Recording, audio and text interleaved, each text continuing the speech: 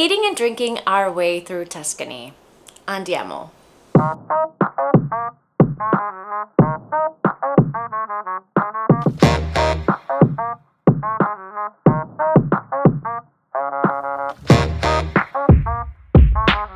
Hi everyone, I'm Noreen from Where to Now, and today I want to take you on a food and wine tour through Tuscany.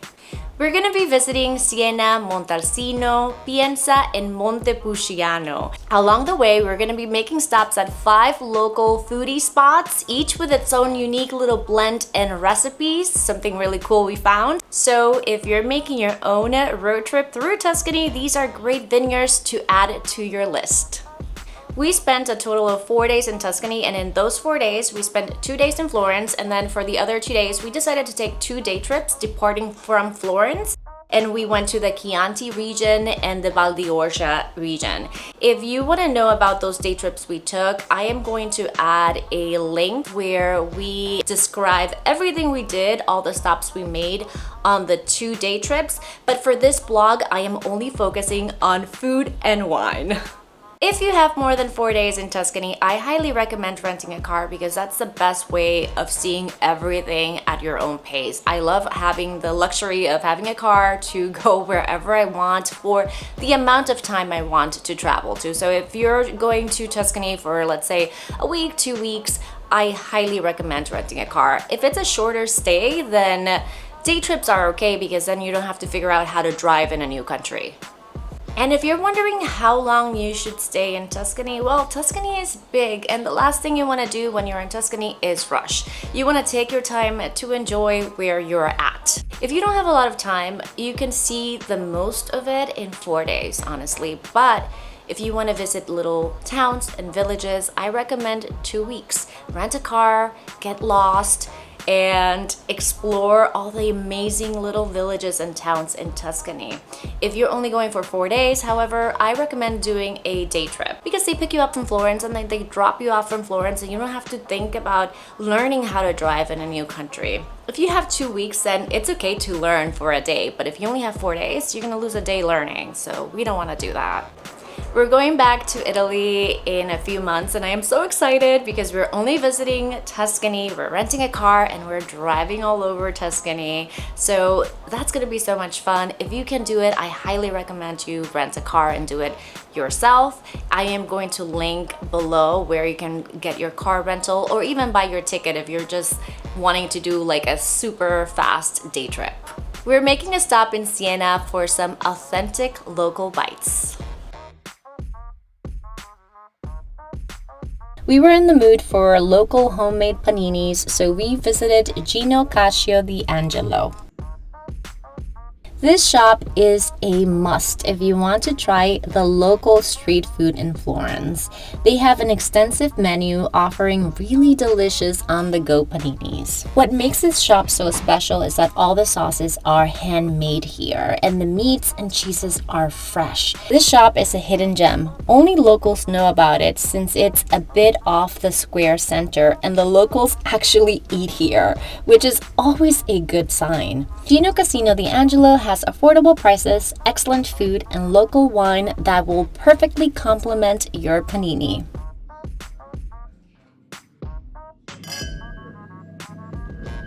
The menu here is extensive. It was a little bit overwhelming, I'm not going to lie. It's like 10 pages long and I am not even exaggerating. We loved both our paninis and highly recommend them. These are the 2 paninis we got. After that, we decided to continue eating and stopped at Preto Prosciutteria.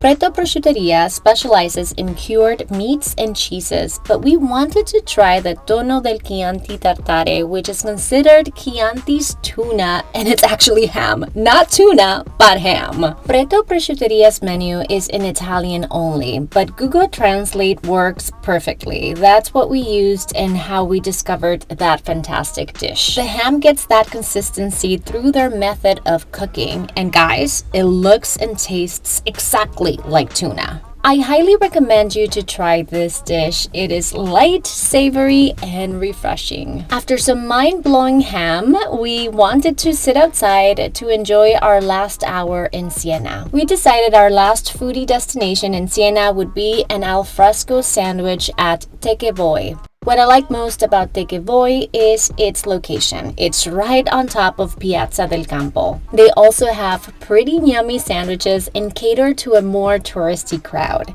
Nevertheless, if you get a table outside, you get to people watch while enjoying some food and local wine.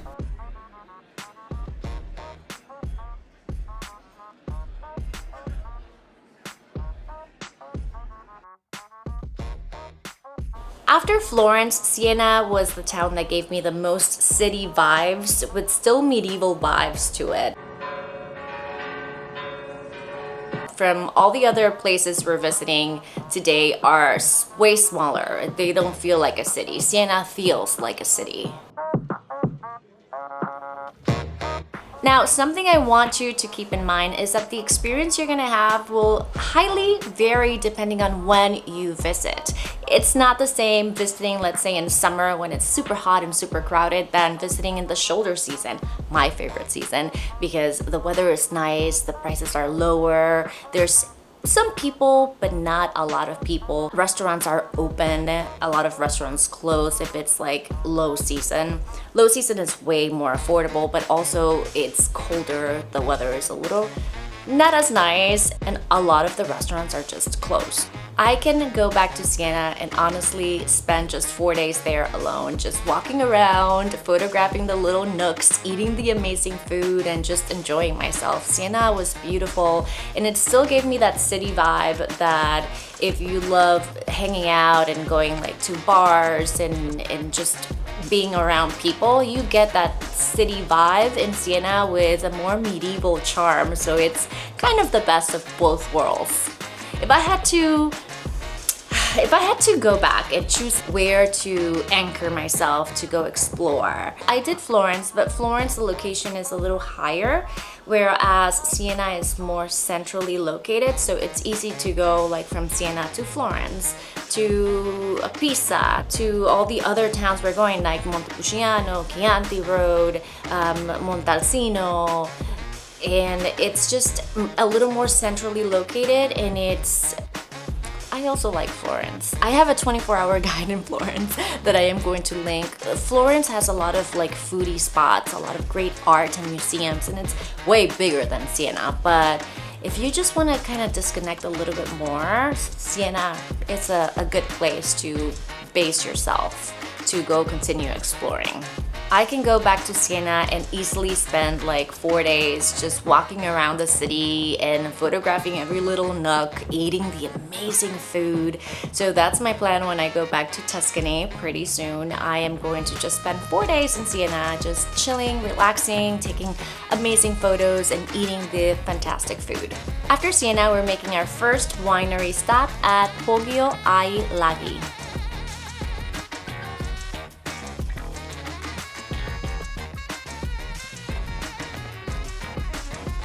You can visit this winery solo or on a tour. That will be the one making you happy or at least tipsy for today. We will see.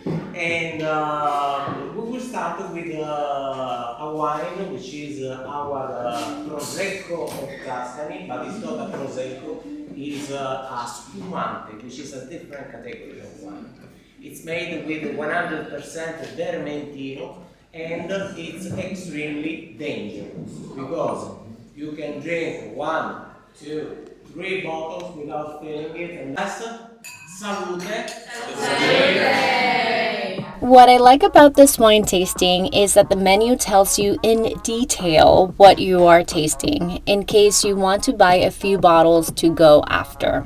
I also really enjoyed the artwork in the winery and the bottles themselves. The shop is big and has a great selection of wines besides the ones we tried. Besides wine tasting, you can also do an oil and vinegar tasting, book a lunch or dinner with the tasting, take a cooking class, go horseback riding, tour the vineyard on a jeep, and even enjoy a barbecue in the vineyard from May to October and with advance booking only.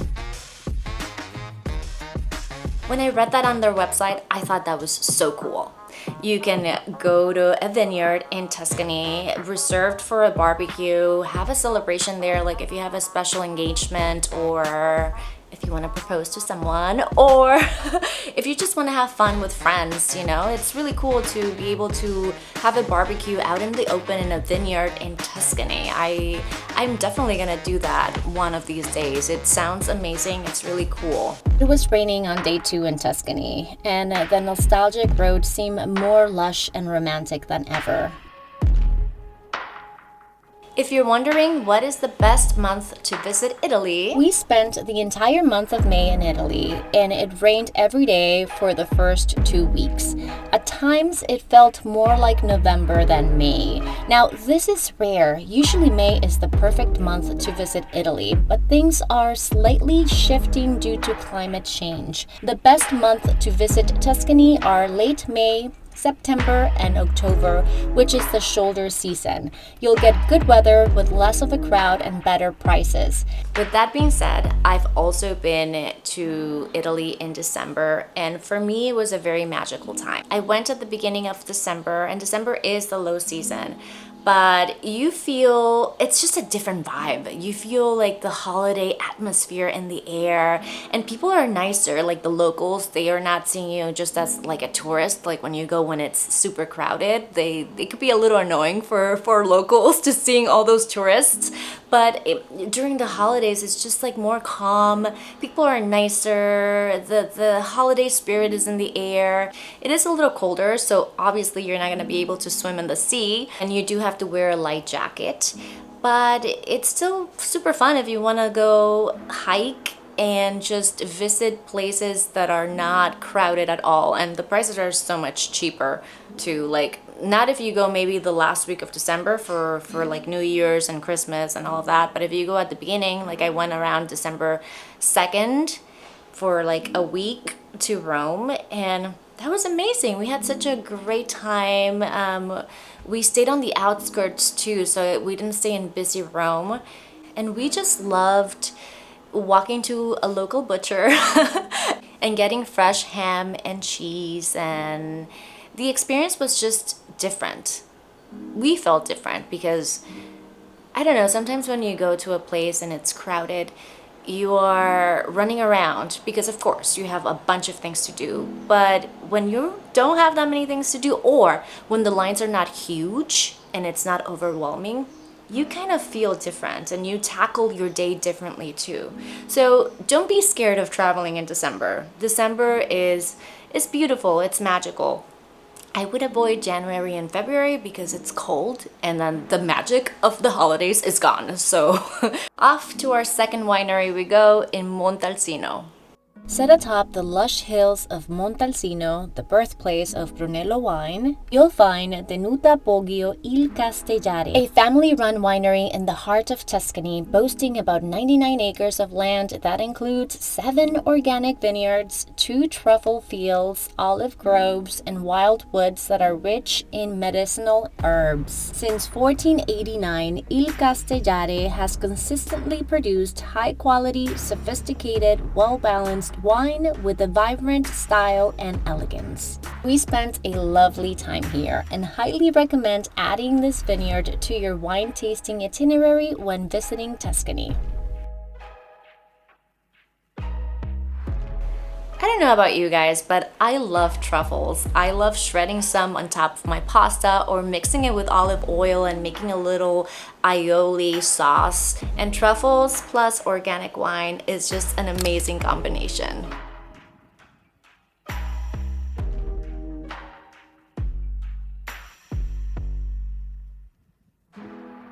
How do you guys feel about organic wine versus traditional wine? I know organic wine is like newer to the space. But what do you guys feel? Like, do you like organic wine better? Do you like traditional wine better? Leave a comment and let me know. For me, I like both. Like, I feel like organic wine, I can chill on the fridge if it's hot outside. But I also love traditional wine. I love a full body wine that I can decant and drink with a nice hearty meal. So I do both. Like 2 summers ago, I was really into orange wine, which I don't know if you know orange wine, but it's not made out of oranges. Like when I was first looking for it here at my local winery wine store, they were like, you mean wine with orange? I'm like, no, it's orange wine. But it's orange wine because it's a white wine and they leave the skin inside the wine. So the color becomes a little more tinted. It's not a rosé. It's not a red, obviously. It's like a funky, murky looking white. Orange. Orange wine. It's not like orange the color, it's like a light orange. I was obsessed with it 2 summers ago. That became my new rosé. So I am all for organic wines and trying new wines. I also love traditional wine as well because it's amazing to have a full body wine that you can decant and enjoy with a meal. So I am team both. It depends on the weather and my mood. For me, at least. I want to know about you guys though. Like, what do you prefer when it comes to wine? After visiting the winery, we went into town, and here is our next foodie spot. We had lunch and more solo wine tasting at Grotta del Brunello. Grotta del Brunello is a shop wine tasting venue slash restaurant that feels intimate and even romantic with its candlelit high top tables, service, and medieval structure. I love visiting this restaurant. Prices are reasonable and you get to taste a wide selection of high quality wines and delicious food. If you want to try a little bit of everything, I recommend getting the 4-course prefix menu, which has a great value of 30 euros, and that includes a 4-course and a glass of wine. After selecting your wine, you'll get a tag with the name and price of the bottle in case you want to purchase a bottle to take with you after. If you fall in love with the wine, you can buy it right there. I loved this little detail. I always knew what I was drinking, which was lovely. I kept saving the tags of all the wines I loved. You can also order a la carte if your time is limited.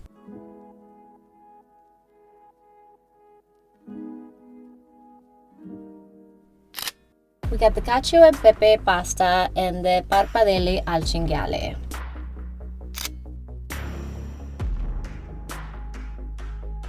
After lunch, we're visiting Pienza.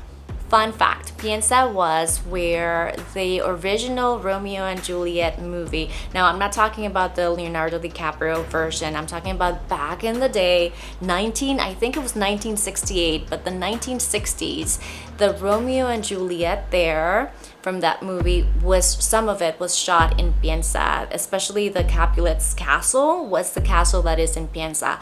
I thought that was so cool, and also I can see why, because you're walking through Pienza and Pienza is just so romantic. It's breathtaking, everything. It's the location, looking out into the open, and then the cobbled streets and walls, and then the romantic flowers just drooping from like a vase. It's just super romantic, so I can see why Romeo and Juliet was filmed there.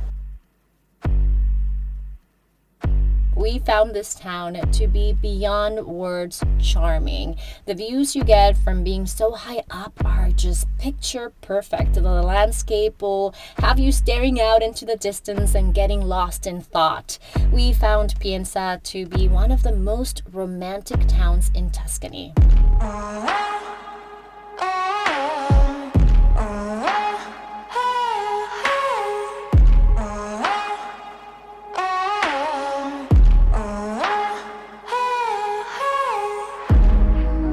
All the doubters,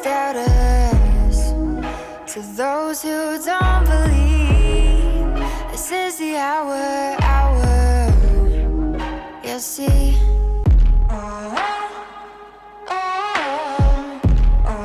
out of all the villages and towns we visited, Pienza was the most romantic one. Everything was just so dreamy and breathtaking. My favorite place to try pecorino cheese is at La Vecchia Bottega. Do yourself a favor and get a cured meat and cheese platter. This is the prime location in Italy to do so. Pienza is the birthplace of pecorino cheese, and with a tasting, you get to try the same cheese at different aging stages. After visiting Pienza, I have a distinct appreciation for pecorino cheese.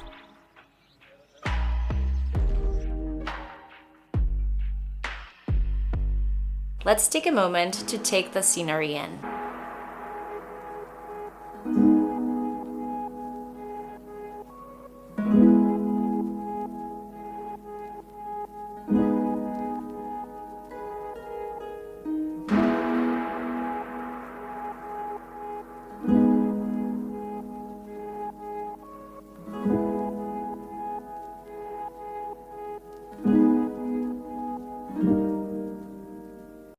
And last but not least, epic Montepulciano.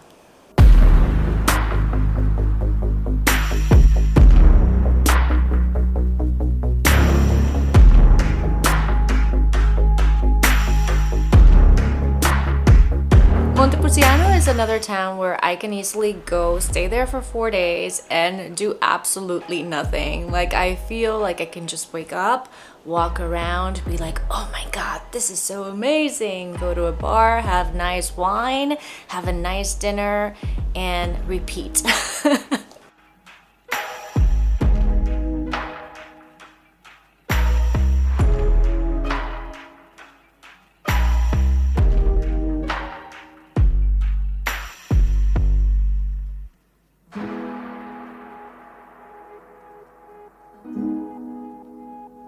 Montepulciano was the one that felt the most rustic out of all the villages we visited, and I loved it. It was just amazing being there and walking around, but it just felt like a town where it really felt old. Like, all of them felt old, but this one, it just had such a charm. It was one of my favorites, hands down. I loved Montepulciano.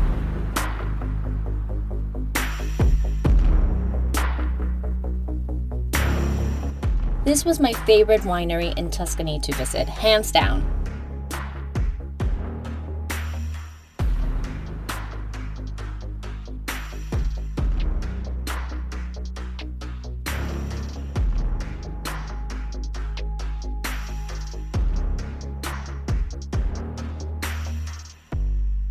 For our winery tour, we went underground where the wine is stored to learn more about winemaking. This was my favorite part of the tour. The barrels were gigantic.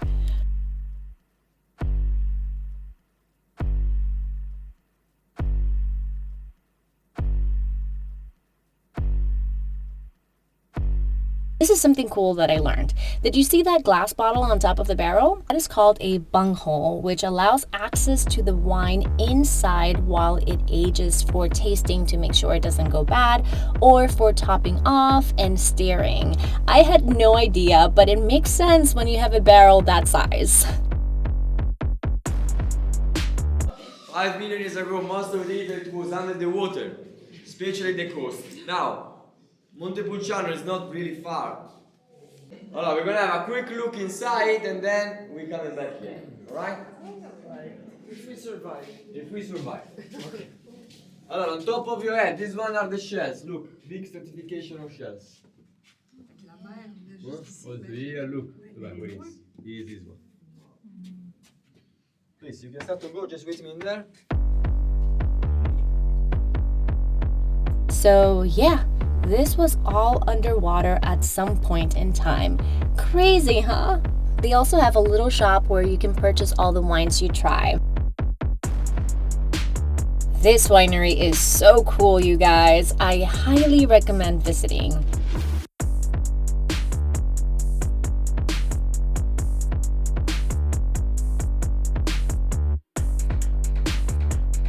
We took a few bottles with us. None of them made it home though. We drank them all while continuing our journey through Italy.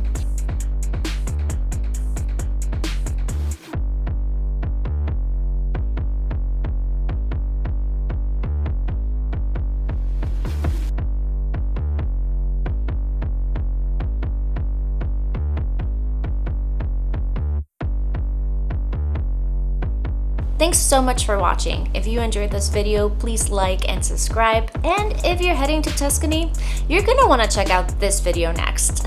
Till next time.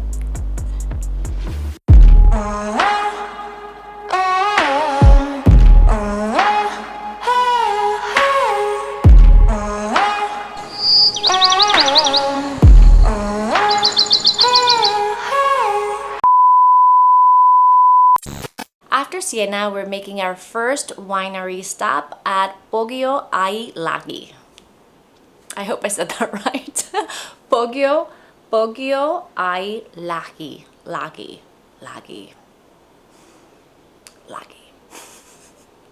Montepulciano was the town that felt the most rustic out of all of them. And there was such a charm to that because it was like badass.